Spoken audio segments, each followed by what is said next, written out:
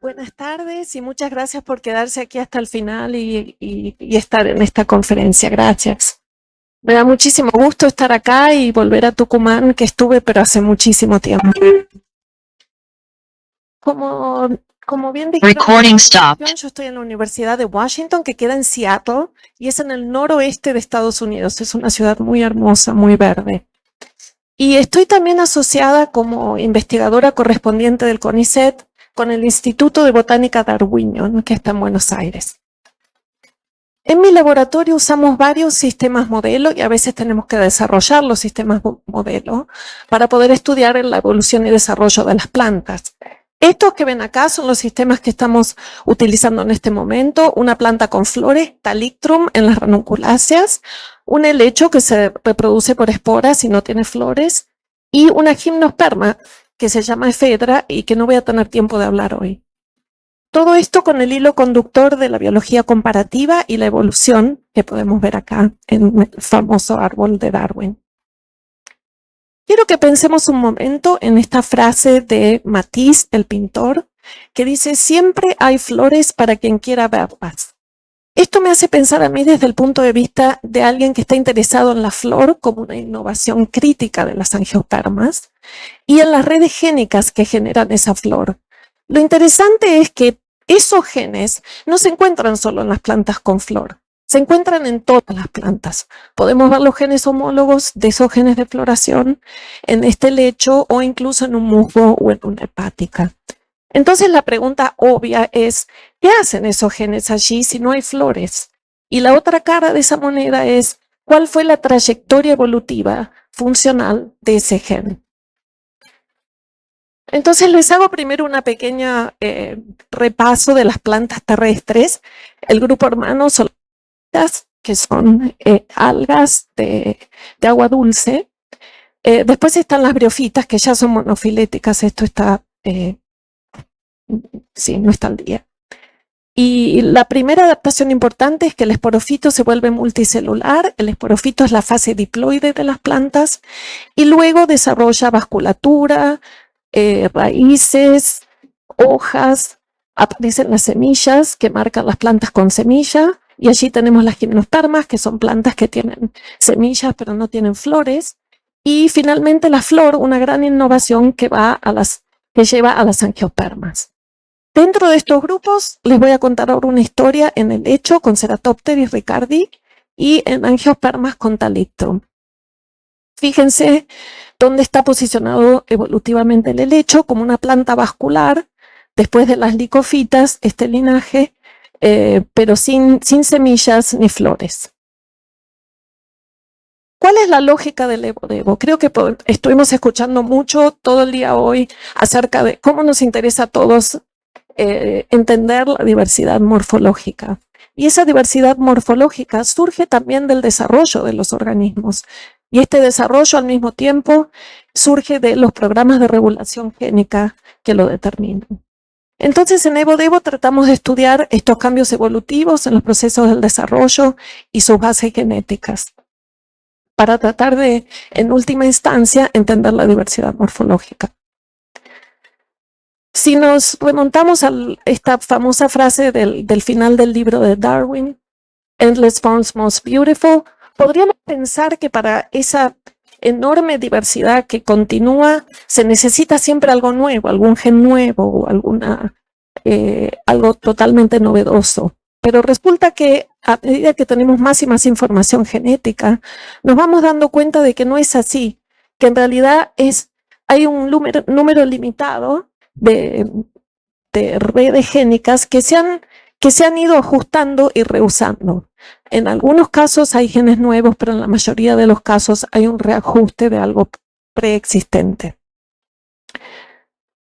Entonces, con esta idea voy a darles dos ejemplos en los que vamos a estar integrando varios niveles de organización. En mi laboratorio colaboro con colaboradores que hacen macroevolución y, por ejemplo, en el caso de Talictrum, usamos métodos filogenéticos comparativos para entender qué características nos deberíamos enfocar, porque son las que más importan para la diversificación. Y luego, vemos también fenotipos a nivel morfológico del desarrollo y de las células. Y también usamos aspectos de los transcriptomas y de los genomas, tenemos genomas de referencia. Y finalmente hacemos estudios funcionales usando transgénicos para entender qué pasa cuando se cambia un gen con los fenotipos. Entonces, integrando todo esto, les voy a dar dos ejemplos. Uno que es un ejemplo de coopción de un gen nodal en la floración, y eso es en el helecho, y otro que es un ejemplo de pequeños cambios o ajustes que se dan en una planta con flor, en este género, para que permiten una mejor adaptación a distintos tipos de polinización, ya sea abiótica por viento o biótica por insectos. Entonces vamos a empezar con el ejemplo de los helechos, que es un ejemplo un poco más molecular, y luego en este ejemplo de las angiospermas vamos a tener una visión que va de lo macroevolutivo a lo microevolutivo. La flor es una gran innovación evolutiva, como dije antes, hay una gran variedad de formas de flores, representadas algunas aquí. Tenemos la planta modelo Arabidopsis thaliana, que la voy a usar aquí para repasar algunos conceptos que van a estar viniendo ahora. Los meristemas en las plantas es el lugar donde hay división celular, donde están las células madre, y hay dos tipos de meristemas. Está el meristema vegetativo, que es el que da lugar a las hojas y los tallos en los flancos, y están los meristemas reproductivos, en algún momento, según las señales del ambiente, que da lugar a las flores. En estos meristemas reproductivos es donde se expresa el gen de interés, que es LIFI, que es un gen de identidad de meristema floral. Entonces, en última instancia, nos interesa cómo evolucionó la floración a nivel molecular y sus bases genéticas. Un pequeño repaso rápido de los ciclos de vida, porque vamos a estar hablando mucho de gametofitos y esporofitos. Mientras que en animales la mayor parte del tiempo se pasa en la fase diploide y la fase haploide es muy corta, en plantas tenemos un ciclo de alternancia de generaciones, donde la meiosis, en vez de producir gametas, produce esporas, y esas esporas crecen y forman organismos multicelulares haploides, que se llaman gametofitos.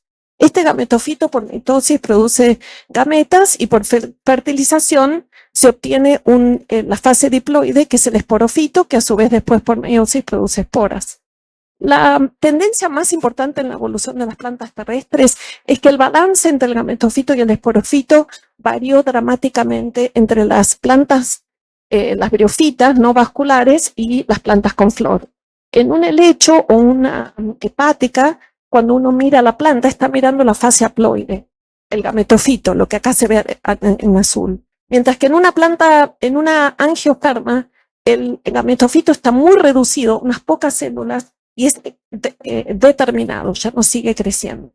Y el esporofito es la fase que vemos normalmente. Entonces hay una gran diferencia de prevalencia de fase haploide y diploide, con los helechos siendo un buen punto medio, porque el helecho, como lo vemos, es el esporofito fase de diploide o de mayor ploidía, porque hay mucha poliploidía en las plantas, y el gametofito es también independiente, fotosintético y visible a simple vista. Y lo podemos crecer en placas de Petri y mirar fenotipos. Entonces, hay un problemita de reproducción. Bueno, esto era, no sé si tenía que era así. Bueno, entonces acá les estoy presentando el trabajo de mi doctorante Hannah McConnell, y esto es una colaboración con Andrew Plackett en la Universidad de Birmingham, donde estamos tratando de preguntar cuál será el rol ancestral del LIFI en el helecho Ceratopteris ricardiae. Y acá solo les quería mostrar el esporofito y el gametofito. LIFI es un factor de transcripción, dispara los genes ABC del modelo de desarrollo de flores ABC, si es que han oído de eso, que después determinadas partes de la flor, los sépalos, pétalos, estambres y carpelos. Cuando LIFI anda correctamente, se forma una inflorescencia, pero si está mutado, todo se transforma en hoja, por eso el nombre.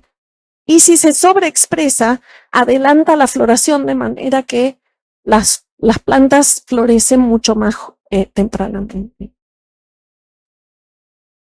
¿Qué sabemos a lo largo de las plantas terrestres acerca del LIFI? Bueno, sabemos lo que recién les dije para angiospermas.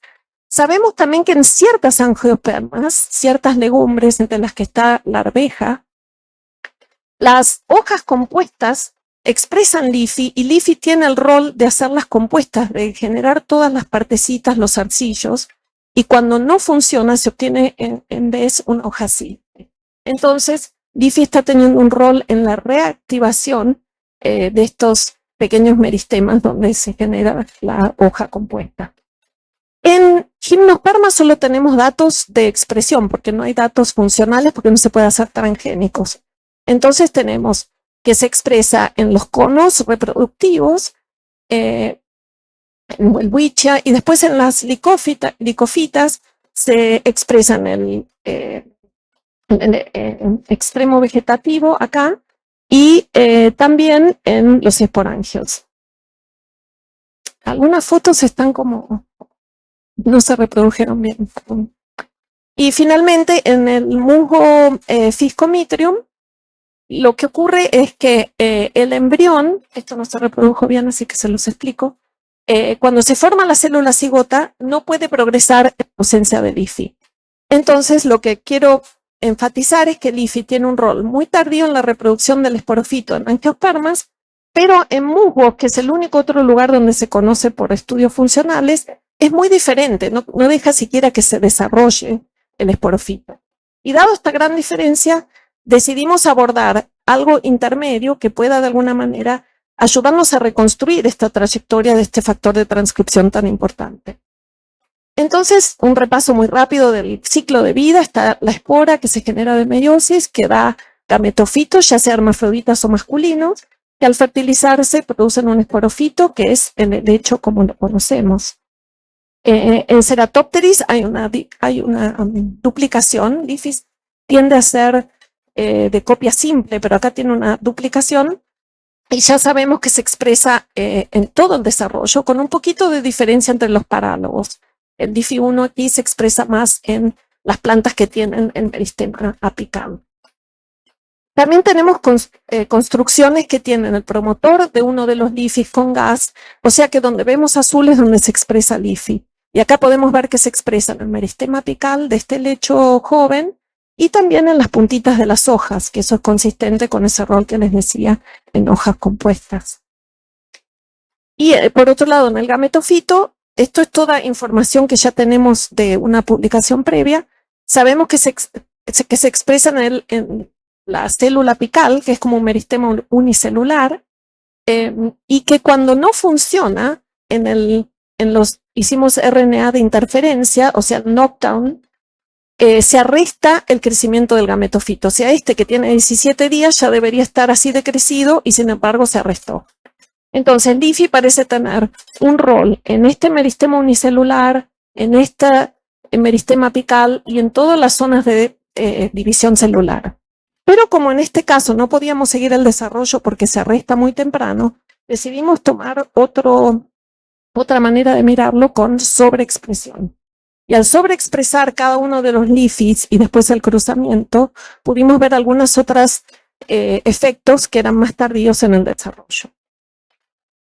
Entonces, lo primero que pudimos ver, de nuevo les muestro cómo van desarrollando las hojas. Primero son simples, después son lobadas, después se dividen una vez, 2 veces, 3 veces, hasta que los esporofilos, que son los reproductivos que producen esporas, son altamente divididos. Lo primero que uno podría predecir es que si LIFI adelanta la floración en angiospermas, tal vez aquí adelantaría la producción de esporas. Eso sería una predicción razonable. Con esa predicción fuimos a medir esto, pero nos dio que en realidad el número de hojas al tiempo en que se producían las esporas era el mismo en los controles y en las que estaban sobreexpresando LIFI. Así que en este caso LIFI no está adelantando la reproducción del esporofito como podríamos haber predicho. Pero por otro lado, cuando producen las esporas, esas hojas tienen mucho menos división. Y esto lo vamos a ver aquí, donde en el wild type, acá, esta es la hoja que está produciendo estos esporangios y es altamente dividida, pero en en uno que expresa los dos LIFIs, sobreexpresa, la hoja tiene mucho menos división. Entonces, LIFI está afectando el desarrollo de las hojas, pero no está afectando el tiempo a reproducción del estadio diploide. Y aquí está esa conclusión. Y esto es consistente con lo que habíamos visto previamente de donde se expresaba. Ahora vamos a ver qué está haciendo LIFI en el gametofito. Les recuerdo cómo es un gametofito. Tiene, además de ese meristema unicelular que es temporario, tiene este meristema que se llama notch, que es multicelular, que es el que genera todos los órganos reproductivos, que son los arquegonios donde se forma la célula huevo y los anteridios que forman el esperma. Entonces, por esa razón este meristema es importante y se lo considera también un meristema reproductivo. Y también hay ristoides. O sea, estos son organismos que tienen bastantes características como para estudiar los mutantes. Entonces, lo que queríamos ver es si estos meristemas multicelulares que están ahí en la muesca estaban afectados por la sobreexpresión de LIFI.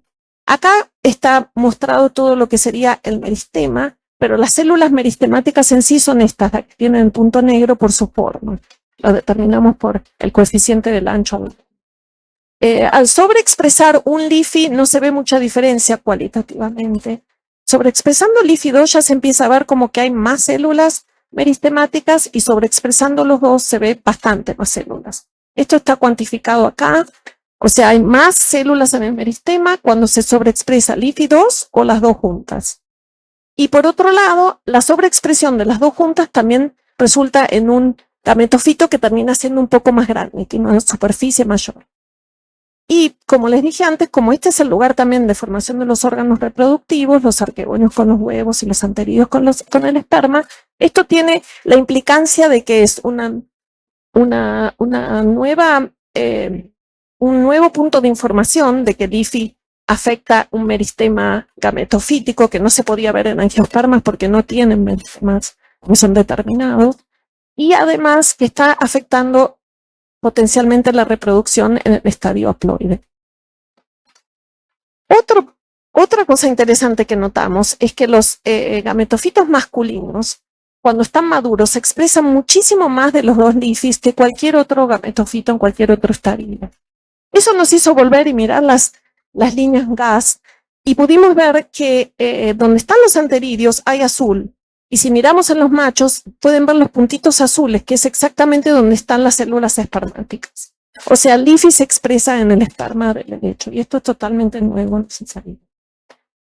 Mirando el desarrollo de los anteridios, acá vemos, este es el anteridio con la tapita, ahí adentro se forman 16 células espermáticas que después se liberan y son como pequeños espirales. Se ve medio clarito porque acá no hay gas.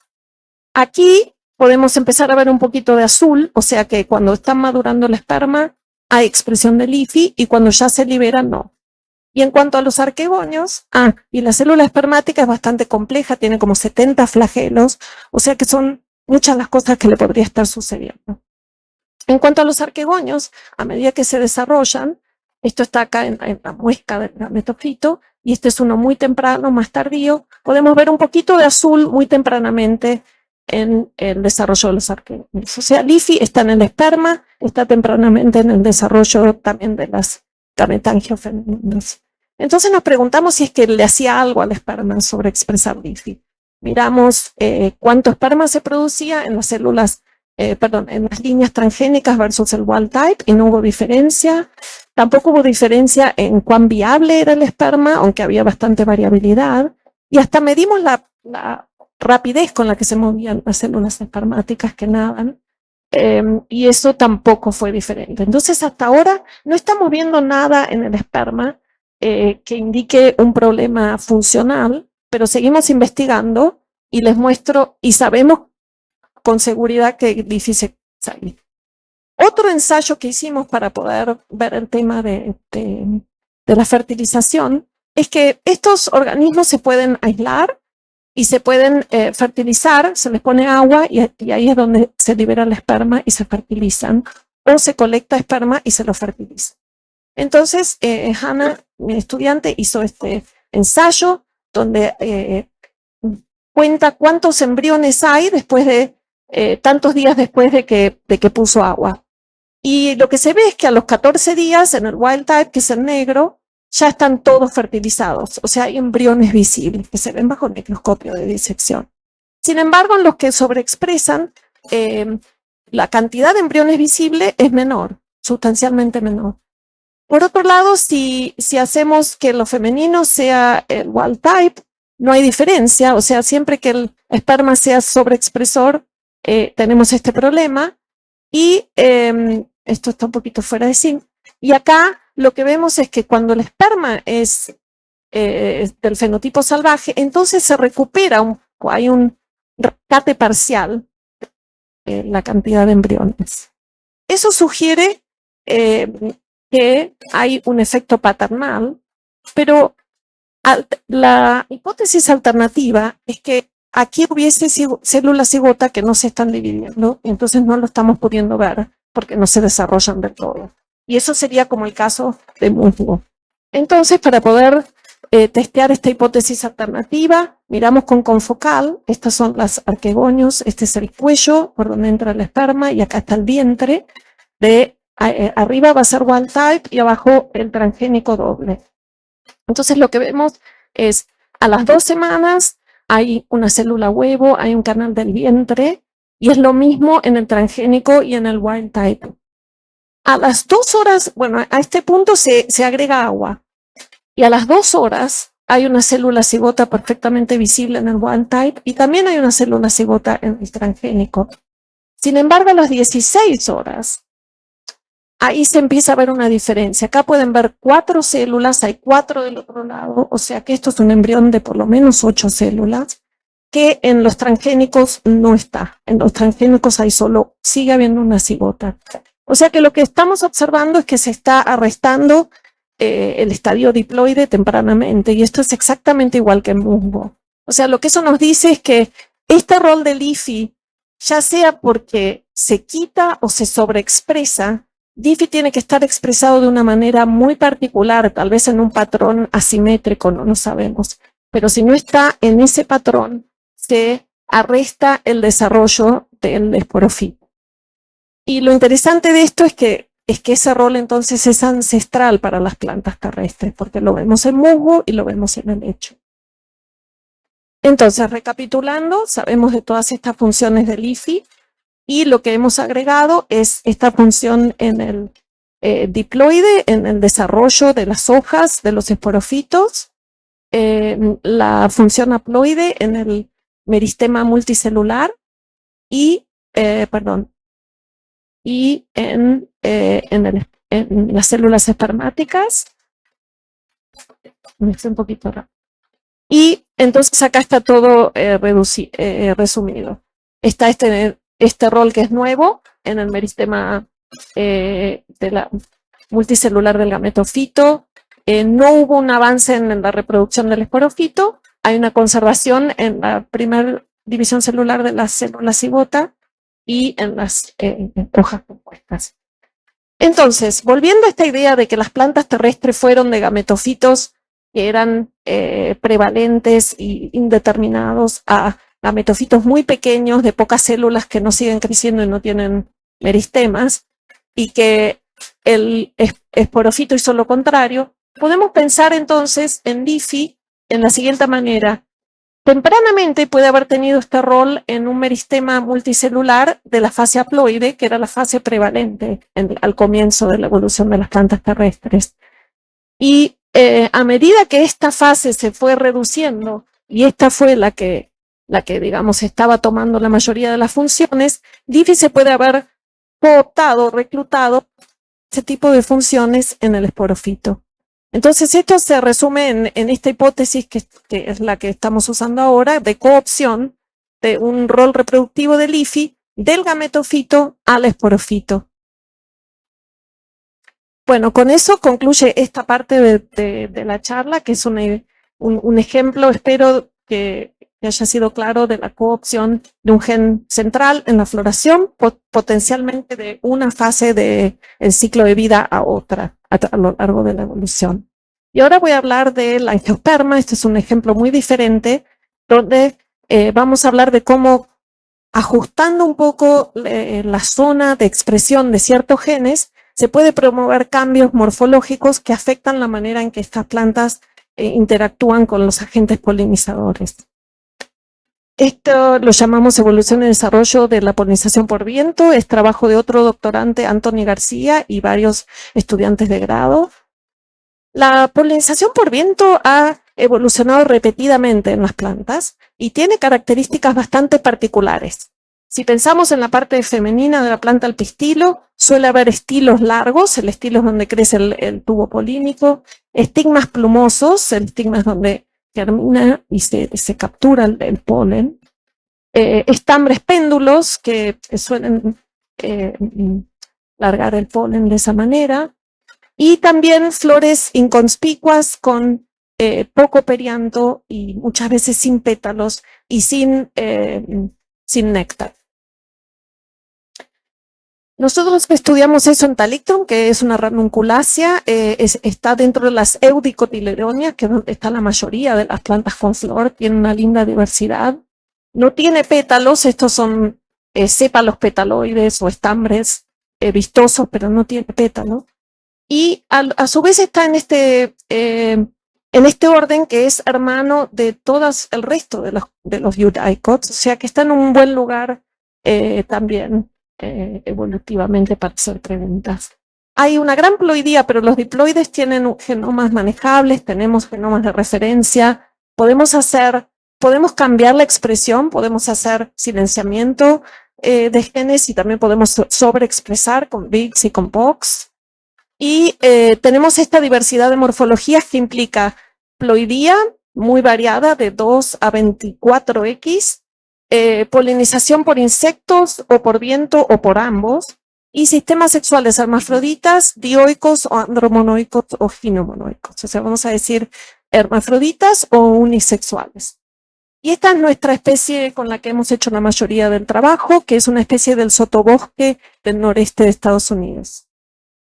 Entonces tenemos estos dos sistemas muy diferentes de polinización que van junto, en general, las que están polinizadas por insectos suelen ser hermafroditas y diploides, y las que están polinizadas por viento suelen ser dioicas o monoicas y poliploides. Aquí, colaborando con Rosanna Zenill-Ferguson, ella corrió estos modelos para poder entender, para poder hacer una reconstrucción ancestral de las características de estas plantas. Y lo que vemos acá en más clarito están los outgroups, o sea, los grupos hermanos, y acá en fucsia podemos ver un clado que tiene todos los caracteres, los estados ancestrales, que es insecto, diploide, hermafrodita. Y luego en este segundo clado es donde pasa de todo. O sea, acá entra la poliploidía, la polinización por viento y la unisexualidad. Y acá lo pueden ver en estos otros colores y pueden ver que hay dos trayectorias acá similares en dos grupos que va de insecto diploide hermafrodita a viento poliploide hermafrodita y finalmente a unisexuales. Y acá pasa lo mismo. Bueno, entonces, está un poquito borroso, perdón. Estos son los modelos de BC y GISI que usó Rosanna, que tienen en cuenta la diversificación, con todas las combinaciones posibles de los tres caracteres con sus dos estados cada uno, y con las tasas de extinción, de especiación y de transición. Y poniendo todo eso junto, podemos ver cuáles tienen una diversificación neta positiva, que sería lo que está por encima de esta línea, y hay solo 3 combinaciones de caracteres que están por encima, con una diversificación neta positiva, que son los que tienen los caracteres ancestrales, insecto, diploide, hermafrodita, y después las que son polinizadas por viento, siempre y cuando sean poliploides, y no importa el sistema sexual. O sea, la polinización con viento anda bien en cuanto a diversificación en combinación con la poliploidía. Bien. También Rosanna corrió mapeo estocástico, porque nos queríamos preguntar en qué orden sucedieron estas transiciones. Y lo que pudimos ver es que está muy peleado entre la polinización por viento y la poliploidía. Acá están las veces en que ocurrió primero la poliploidía y acá están las veces en que ocurrió primero la polinización por viento. Y podemos ver que hay un margen apenas de entre un 53 y 47 de que sea más probable la poliploidía. Y acá podemos ver las trayectorias que en todo caso siempre terminan con los sistemas unisexuales que estamos seguros que es lo que evolucionó último y algunas explicaciones ecológicas de cómo es seleccionado. Tiene que ver con limitación de polinizadores que promueve la polinización por viento y la poliploidía puede promover plantas que son más altas y que son más resistentes al estrés ambiental. Entonces, sabíamos que habían transicionado a la polinización por viento y la poliploidía, pero queríamos saber un poco más acerca de qué caracteres florales eran los más informativos para este síndrome de viento. Entonces, corrimos un simple PSA, o sea, un análisis multivariado con 17 caracteres, 27 especies, y pudimos tener una cierta discriminación por sistema sexual, por tipo de flores, y viendo los factores de variación, podemos ver muchas cosas que tienen que ver con los estigmas y los estilos, y también un poco con los estambres, pero decidimos concentrarnos en la variación que podemos ver en los carpelos, que es mucha, como pueden ver acá, que van de estigmas que son muy compactos, se llaman capitados, y estilos muy cortos a estilos más largos y estigmas más largos, estigmas deltoides, donde las papilas estigmáticas que estoy mostrando aquí, que es donde germina el polen, son más largas abajo que arriba, y estigmas lineales, que van todo a lo largo de un estilo larguísimo. Entonces nos preguntamos, bueno, ¿cuáles son las bases genéticas de este cambio, digamos, de este lado del espectro a y cómo se produce semejante cambio? Para eso primero Anthony estudió el desarrollo en 3 especies representativas digamos, de los estigmas cortos, largos e intermedios. Y esto va también con el estilo. Lo que vimos es que en los estadios iniciales no hay mucha diferencia. Hay un momento en que se define un área que va a ser el estigma, que ya está programada y la podemos ver, y luego se depositan allí las papilas estigmáticas. Pero si lo diagramamos acá, hay una elongación del estilo, hay una definición de la zona que va a ser el estigma y después se desarrollan las papilas estigmáticas. Y eso está más enfatizado en las que son polinizadas por viento. Entonces queríamos ver este cambio que empieza como acá, a qué se podía deber genéticamente. Entonces acudimos a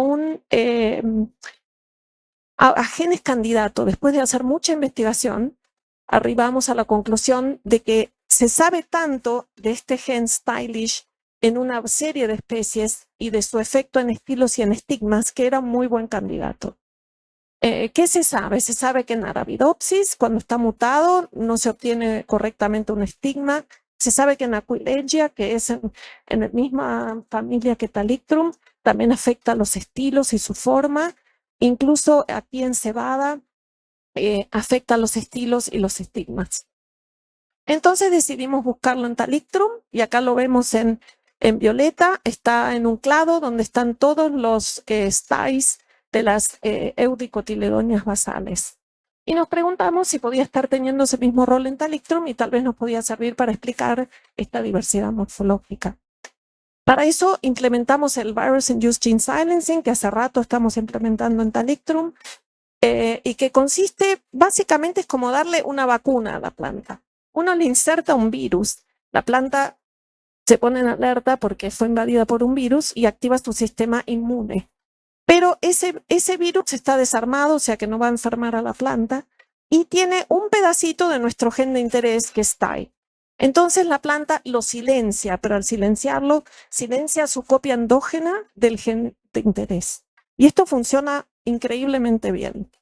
Entonces se silencia el gen de interés, pero también ahora hay un sistema relativamente nuevo que implementamos hace un par de años, con el que también podemos sobreexpresar usando este mismo sistema. Bueno, esto ha sido maravilloso porque lo podemos usar con cualquier gen candidato que nos parezca relevante. Y acá lo usó Anthony y podemos ver, bueno, la validación. Esto es el empty vector, que sería el control. Y este es el tratamiento y podemos ver que bajó mucho la expresión de los dos styles, porque hay dos. ¿Y qué pasó morfológicamente? Los estilos, el estigma, quiero decir, ha desaparecido, o sea, no se forma el estigma. VIX es medio patchy, o sea que puede haber quimeras y no todos van a estar expresando, pero basta que haya algunos y que podamos demostrar el silenciamiento. Entonces, STAI es necesario para la formación del estigma en Talictrum. Y también se elonga un poco el estilo. Bien. Si lo sobreexpresamos, ¿qué sucede? Sucede que se curva hacia atrás el estilo. ¿Por qué? Porque hay como un crecimiento diferencial adaxial, con lo cual se curva abaxialmente. ¿Y por qué puede ser interesante esto? Vamos a ver. Lo que creemos que está sucediendo en esta ontogenia de los estilos y los estigmas es que Stylish está teniendo un efecto a este nivel en el que según cómo se expresa, sigue extendiendo el estilo y el estigma. Entonces, lo que predijimos es que si se expresa así en uno capitado, se va a expresar más elongado en uno que es lineal. Entonces, para testear esto, primero les quiero mostrar lo siguiente. Esta sobreexpresión que les mostré recién es relevante. Fenocopia, o sea, es muy parecido a lo que se ve en otra especie, Talictrum aquilidifolium, que tiene esa mismísima forma. Incluso acá podemos ver lo que va a ser el precursor del estigma. O sea, la sobreexpresión fenocopia lo que se ve en otras especies. Y el silenciamiento elonga el estilo, lo cual también tiene un poco de fenocopia con lo que pasa con las polinizadas por viento. Y este es el control. Bueno, volviendo a esa predicción, Anthony hizo una hibridización in situ y acá podemos ver que este es uno, pero es lo mismo para los dos. El gen se expresa todo a lo largo de lo que sería la zona la zona donde se va a formar el estigma, ¿sí? Se expresa también en el óvulo y no sabemos lo que hace allí. Y en este caso podemos ver ahí el rosado de que se expresa a lo largo del estigma. Entonces, esto es significativo porque significa que extendiendo la zona de expresión de STAI se puede extender el estilo y la zona donde va a haber un estigma. Y esto es bien diferente de lo que se ve en otras especies, por ejemplo en Aquilegia, que es la misma familia, se expresa claramente solo en la puntita porque el estigma está en la punta. O sea que es como un marcador de dónde va a estar el estigma y al extenderse extiende también consigo la zona donde se deposita el estigma. Ahora nos están faltando las papilas estigmáticas. Por suerte habíamos trabajado antes en este gen que se llama mixta y que lo llamamos paleomixta en Talictrum, que se expresan las papilas estigmáticas, así que ya teníamos un buen candidato para eso. Y entonces Anthony lo silenció y se acortaron las papilas y lo sobreexpresó y se elongaron las papilas. Nos dio como estigma peludo, le decimos, o algo así. Y acá podemos ver la validación, o sea, estas papilas estigmáticas son más cortas, y estas son más largas. Y al hacer RNA-seq, o sea, al comparar los genes que se expresan, aparece mixta cuando hacemos RNA-seq del experimento anterior con Stylish, lo cual es interesante porque significa que Stylish y este gen están relacionados, tienen una relación regulatoria, que tiene sentido porque Stylish estaría depositando la zona que va a ser estigma y después mixta estaría creciendo las papilas estigmáticas.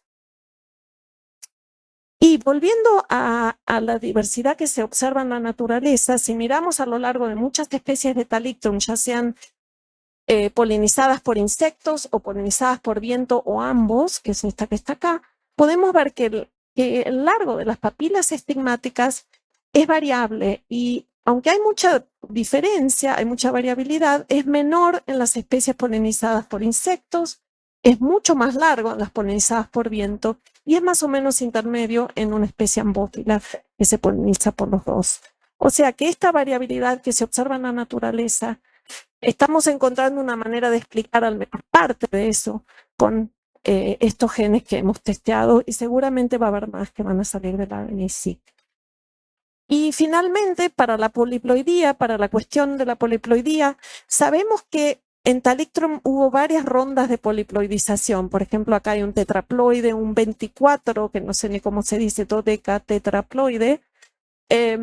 Y con eso se han duplicado también estos genes. En el caso de mixta lo sabemos con certeza porque esta estudiante también lo hizo, Simba, y podemos ver que acá hay 2 copias, acá hay 4, y que las copias se están expresando diferencialmente, tal vez haya diferencias de dosis. Lo que estamos creyendo es que estas rondas de poliploidización pueden haber afectado genes como estos, y así tal vez otros, que pueden haber facilitado algunas de esas adaptaciones para la polinización por viento.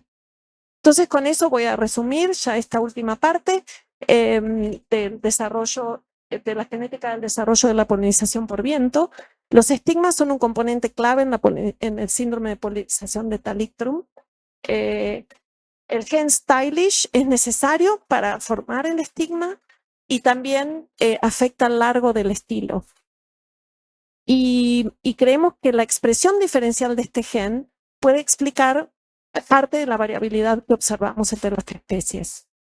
Por otro lado, el gen paleomixta, que se expresa en estigmas, se ha duplicado conjuntamente con la poliploidía de Talictrum y afecta las papilas estigmáticas, que de hecho son más largas polinizadas por viento. Bueno, entonces ahora podemos, ya sé que eso fue mucha información. Hablé de 2 ejemplos, uno de coopción a lo largo del ciclo de vida de la planta, del estadio haploide al estadio diploide, otro más enfocado en las angiospermas y en cómo ajustan las características de sus flores en relación a las presiones selectivas de los vectores de polinización. Y en los 2 ejemplos podemos ver que de alguna manera son ejemplos de tinkering, de cambiar, ajustar cosas preexistentes, y con eso, con suerte, nos vamos acercando un poquito más a poder explicar de dónde vienen los endless forms most beautiful. Y con eso voy a agradecer a mi grupo actual, que aquí estamos preparándonos para la foto y en la foto. Muchos de los estudiantes de grado, trabajo con muchos estudiantes de grado. Estos son mis 2 doctorantes, Hannah McConnell y Anthony García. Gente que estuvo, estudiantes y postdocs que estuvieron antes y técnicos y técnicas. Colaboradores, en especial mostré la parte macroevolutiva de Rosana y no mostré tanto lo molecular que hacemos con Julien, pero sí lo de Andy Plackett, que está en Inglaterra. También colaboro para lo de FEDRA con Raúl Posner del Instituto de Botánica Darwinian, pero no hablé de eso hoy. Y todo esto está financiado por la Fundación Nacional de Ciencias. Muchas gracias.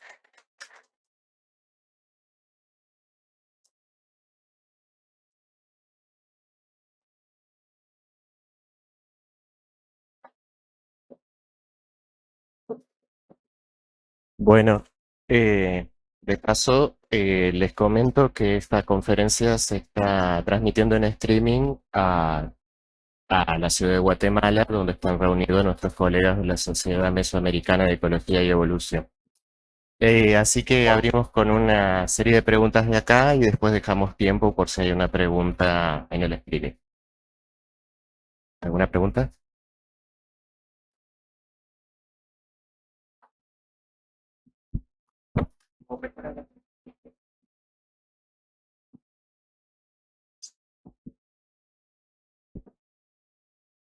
¿Se escucha? Sí. Sí. Ya, primero felicitarte. Son 2 preguntas en realidad, una muy fácil que es eh, ¿cuántos años de tu carrera están involucrados en todo lo que mostraste? Eso es por una parte, y lo otro es como si estos genes como LIFI, ya lo anoté acá, Taibich y mixta o protomixta han sido considerados como genes involucrados en el aislamiento reproductivo en algún par de especies o pares de taxa. Este canal es bien. Gracias por lo que se está diciendo. Las historias. Yo iba a decir algo que 22 años ya soy profesora de formación. Eh, pero te diría que todo empieza un poco antes, así que 23 que se inició a decir. Lo que quería decir, porque eso es que historia y se siente que tiene que ser lo que las historias, creo que también es muy fácil. Todos los años de tiempo de variadas de habilidad no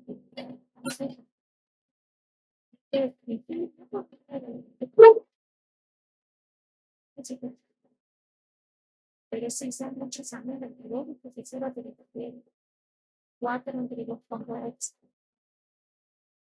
pero hay que verlo como algo, digamos, siempre disfruté de lo que estaba haciendo. Entre tanto, otra cuestión también. I will.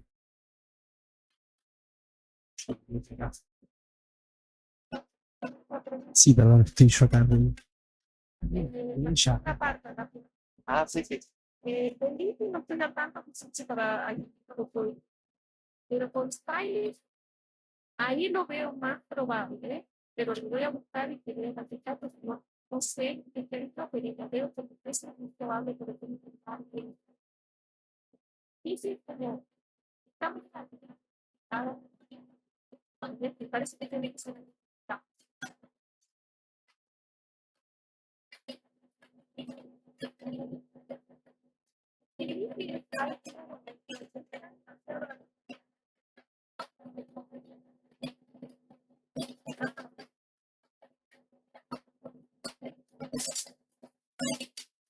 Ah, sí, en ese sentido, al tanto de que la tienes hecho, pero está muy, voy a buscar. Bueno, muchas gracias por la presentación. Y bueno, me surgió la idea, bueno, la duda de si también han explorado en la historia a lo largo de los linajes de los mecanismos de regulación, sobre todo porque, bueno, en Arabidopsis, muchos de los intrones tienen una función regulatoria en, por ejemplo, FLC o los AGL, y la idea es si esto de reutilizar las maquinarias, pues también se refiere a que quizá los genes se mantienen, pero lo que cambian son los mecanismos de regulación. Y bueno, también pensé un poco en el caso de los RNAs pequeños, que tienen que ver también con la forma de las hojas y las transiciones, y si han indagado en qué hacían en los linajes basales, digamos. Y bueno, eso un poco. Muchas gracias. CRNA pequeño no sé decir, pero me parece un área de investigación bien interesante esa, pero no te sé decir. Del otro, ¿digo la primera parte? Ah, los neurones y la regulación, sí. Estamos activamente tratando de reconstruir la red clínica de INFI. Eso conlleva algo que no llegué porque estamos como todavía tratando. Pero sí, estoy de acuerdo, porque puede ser una cuestión de. Estamos muy curiosos de saber cómo es la red de regulación de los dos grupos en el derecho, cómo se compara con el externo, y potencialmente también construir la red que se datos, me parece una cuestión y estadística que me supera, por eso estoy colaborando con él se dedica a Chile y directamente. Así que eso lo estamos viendo con el IPI. No hemos mirado intrones, pero estamos viendo a nivel bien sobrenatural de armar las redes para pensar. Eso lo estamos haciendo. En cuanto a intrones, eso lo he hecho, bueno, yo tuve toda una carrera antes de que era con los fines a veces. Por eso después empecé a trabajar aquí. Yo trabajé con la y ahí sí te puedo decir que hicimos lo de mirar los electrones y nadamos porque allí el nitrón tiene mucha función regulatoria, hicimos no y todo eso. O sea que tengo esa experiencia y sé que eso también lo vamos a tener que actualizar. Pero me parece que el IFI no tiene tanto centro. Es más como queremos armar la red de con quién se relaciona. Pero tiene hay toda una serie de papers sobre binding motifs a lo largo de las plantas terrestres muy interesantes. Hay un 2014, parece en 2015, han hecho estudios muy interesantes con IFI. Hay laboratorios que están haciendo eso a nivel muy molecular con binding motifs, que si quieres te puedo dar referencia. Hola, muy linda charla, muy lindo proyecto. Bueno, relacionado con lo que estabas contando ahora, decías que en las angiospermas LIFI desencadena la respuesta de los genes a veces justamente, sí, quería saber si saben cuáles son los genes que podrían, o si se hicieron con expresión diferencial, desencadenar LIFI en la planta que están estudiando, y si esos genes a veces también están en estas otras plantas que no tienen flor, y si también podrían estar siendo, sí. Sí, los Matchbox genes, los genes Matchbox, que son los ABC, sí, están en el hecho. Vuelvo para atrás un momento. Yo hice 2 sabáticos y mi primer sabático lo hice en Oxford con Jane Langdale y así fue como empecé a trabajar con el helecho. Cuando yo llegué al laboratorio de Jane le dije, yo quiero estudiar los Matchbox genes en los helechos. Y ella, siendo muy pragmática, me dijo, hay muchos. Hay como 12, 13, y no sabemos las relaciones ortólogas. No podemos decir, estos son A, estos son B, bueno, A ni hablar, estos son B, estos son C. No, es como, hay 12 y no se sabe quién es quién. Entonces, ella ahí sugirió que el IFI era un mejor candidato, porque está upstream, suele ser 1 o 2 a lo sumo, y es más manejable. Por eso fue. Pero Andy Plackett, en su laboratorio, tiene una tesista que está publicada su tesis sobre los Matchbox genes de Ceratopteris becardi. Y sí, están en el network de LIFI, pero no los podemos relacionar así como BS, es como están demasiado out there. No hay una relación ortóloga directa, pero cuando armemos el network, yo espero que ahí tienen que aparecer, deberían. Eso es todo lo que puedo decir de eso. Bueno, gracias por la charla. Acá estoy. Bueno, no, te quería preguntar, yo vengo hace un tiempo estudiando el tema de las heterocronías en plantas con flores y te quería preguntar esto que dijiste, ¿no? Me parece que era que la sobreexpresión del IFI producía plantas que florecían muy temprano, ¿no? Con poco desarrollo vegetativo. Si está implicado en otros procesos también heterocrónicos, ¿no? Tanto en, que sería a nivel de las flores, por ahí Cleixtramia, por ejemplo, o en hojas, ¿no? A distintas escalas dentro de la planta. Sí, claro, también razón, eso es interesante, que se pueden marcar dentro de la idea de heterocronía. Es interesante porque yo publiqué un paper sobre heterocronía, pero es con efedra y nada que ver. Nunca se me ocurrió pensar en eso en LIFI, pero lo de LIFI, bueno, lo de LIFI que avanza la floración es algo que está caracterizado hace mucho en Arabidopsis, ¿cierto? Y lo de qué hace con las hojas es como más reciente, como que hasta ahora se pensaba que era alguna cosa rara que hacían esas cosas porque nadie más lo hace. Pero el hecho de que lo vemos en el hecho me demuestra a mí, o yo creo, que es un vestigio, no es algo raro derivado de las leguminosas, sino que es algo que estaba ahí originariamente y se está solo viendo ahora en ciertas plantas que tienen hojas compuestas. Y allí se podría testear desde el punto de vista de la heterocronía, pero no lo sé, porque una cosa rara que nos ha sucedido es que los fenotipos de sobreexpresión muchas veces coincidían con los de knockout, lo cual me dice que LIFI tiene que estar expresado en un patrón específico, y si no, nada funciona. Por lo cual, pequeños cambios temporales no sé si se pueden testear, al menos no con el 35S, que es como brute force. todo lo que está haciendo. Ahora, nosotros tenemos unos constructos para hacer, para sobreexpresar o expresar LIFI cuando uno decide, que ahí sí se podría decir, cuando expreso una hoja, o lo expreso aquí, o lo expreso en un momento determinado en desarrollo.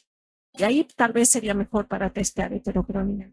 Pero la manera que lo estamos haciendo con el promotor viral es como un poco brusco. No permite ver esas sutilezas. Vamos a abrir lugar para una pregunta a distancia.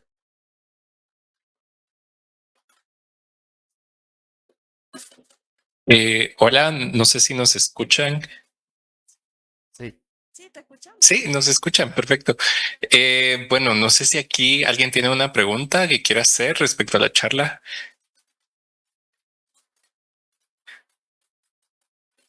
Bueno, yo tengo una, luego hay otra. Con la, digamos, con esto me llamó la atención de la expresión de LIFI en regular más o menos la fenología de la planta. No sé si se tiene pensado hacer o si ya existe o bueno, si ya está esto hecho. Si hay algún estudio de, digamos, ver la plasticidad en fenología para tratar de dilucidar la arquitectura genética, digamos, de esta plasticidad que tal vez va a desembocar, digamos, en el upstream ya a la expresión del LIFI. Pero digamos, si se sabe de cómo se integran los inputs ambientales para ir modificando la fenología. Claro, a mí me dice para arriba. Yo siempre me voy para abajo. Del IFI para abajo. Sí, ahí están. Hoy habló Natalia de algunos genes que están upstream del IFI. Por ejemplo, FT, TFL. Y esos son los genes que traducen las señales ambientales. Fotoperíodo, temperatura, etc. Están arriba del IFI.